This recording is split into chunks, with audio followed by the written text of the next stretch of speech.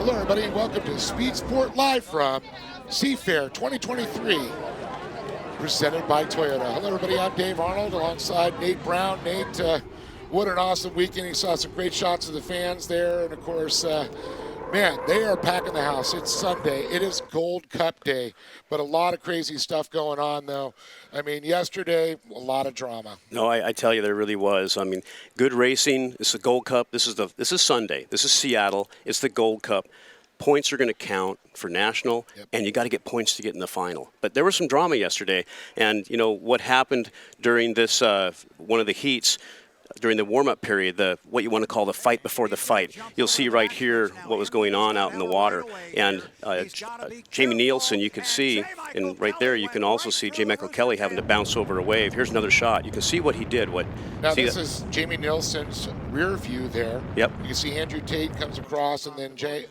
Michael Kelly, you can see right there the beacon. Now, that is not something you normally see. I mean, that was a little, I'm not going to say totally reckless. There were some discussions. Yes. There was no call. Okay, it wasn't seen, but there was no call, and yeah, it was a tough one. Look at the damage that happened on all these boats. I mean, it's amazing the amount of water, the force that happens on all that. That wasn't even that bad as far as boat racing goes, and you can see just that one little spot tore apart that cowling. I think it did something to the rear wings too, because I noticed on the live feed that the diagonals that hold the rear wing was actually doing vibrations, and they were probably loose. So hopefully let's talk about the force that these things are coming. I know you talked about the rear skid fin there in the back. It throws off a nice little wake, and that's what we really see the rooster tails from. Yep. I know we got another shot here. It's going to look really good as far as we got it real time here, as we can see the crossover, the jump.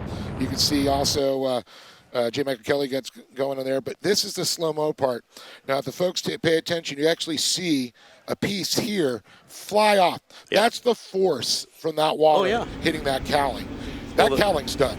Water itself is 657 times more resistant than air, but then you add the propeller and the speed, and it's just like it's a pressure washer. I mean, it's like getting a fire hose just shot at you. Yeah, you know, it's just crazy. You guys have heard of water jet? Well, when you see stuff water jet cut exactly, out, right? Yes. I mean, what is that? That's just water pressure. Right? So you're getting a lot of water pressure on that. It's very dangerous, too, for the drivers because, to be honest with you, when Andrew Tate cut through there, he probably saw J. Michael Kelly, but that rooster tail that the 11 was putting up was long enough to kind of hide it somewhat. So he couldn't quite see the vision. Yeah, was a little obstructed. It just wasn't a safe move. It was not, I'm going to call it the perfect storm for something bad that happened. Right. Yes. And we're lucky it didn't. Yes. Okay, everything's good. Yes. It's a new day, but how much is that in Andrew Tate's head? And the how other much thing, is in J. Michael's head? How much? Who's getting underneath each other's skin? So some of this is that little bit of a here I am. I'm gonna get my way. I'm gonna be there. You know what I mean? Yeah, absolutely. So how are you gonna do that? Little shoulder rubs. Rubbing's racing. They always say, but that's not what you want to see in this type of racing.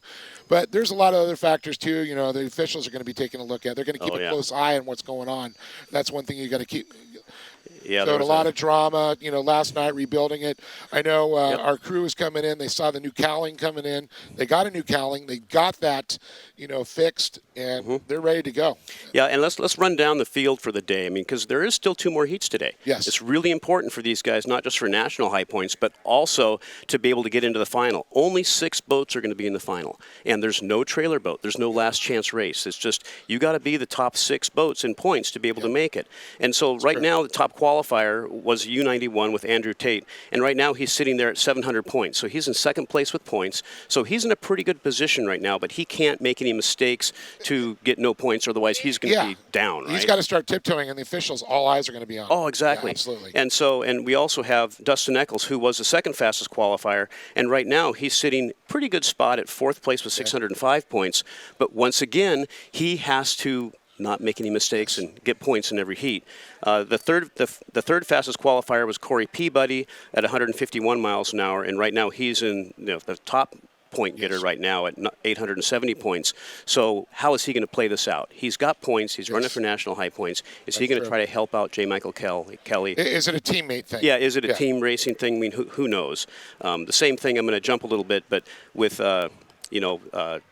Andrew Tate being in a good point situation, The Homestreet boat it's in is his not head. in a good situation. Yeah. Oh, The yeah, Homestreet boat's on the bubble. He's the 6th boat in points right now. That'd be Dylan Running. Yeah, Dylan Running. Yes. If he actually makes any mistakes at all, he could be done for the day. Can you imagine the U1, last year's national champion, being done for the day? That's incredible. Yeah, so they've got to really work hard. And the other bubble boat right now is our rookie, Gunnar O'Farrell. So he's doing awesome, and for him to be on that bubble is really good. And he's got to have a good start. Yes. He's got to have a good race. They're opposite, the U1 and the U60. What do they call that? The Beast Unleashed presents Thriftway. These sponsor names are way too long. But anyway, they've got to be able to race with him to try to beat him. But it's kind of good right now because Gunnar is still learning the boat and everything, and he's got the better heat, I think, in points to do. So we'll just kind of play it by ear and see what happens. Now, real quick, just talk about what went on in the pits last night. A lot of changes with other guys. What adjustments are they doing to get ready as we go into Heat 3, Heat 4, and, of course, the chase of the Gold Cup? Well, guaranteed their best bullet and their best propeller are sitting for the final. Okay. Now, some teams might have their best bullet in the boat because there's not a lot of time between things to get things going. So they're going to be maybe a little conservative in the heat race if they're up on points. Start in the outside, be conservative. But we'll see because those bubble boats, the ones that need the points, each one of these 3, Heat 3 or Heat 4 is going to be like their final heat. Yes. They have to get the points. So it'll be really interesting. It'll be really fun this weekend to see, or like today, the Gold Cup, to see exactly what's going to happen. So tune in, tune on, and it's going to be awesome.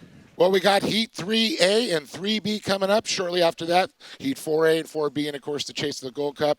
We'll be able to bring a lot of this coverage going. Of course, the live coverage on the H1 Unlimited YouTube page, but also follow all of our social media on Speed Sport. And we are Speed Sport live from SeaFair 2023, presented by Toyota. We'll be back.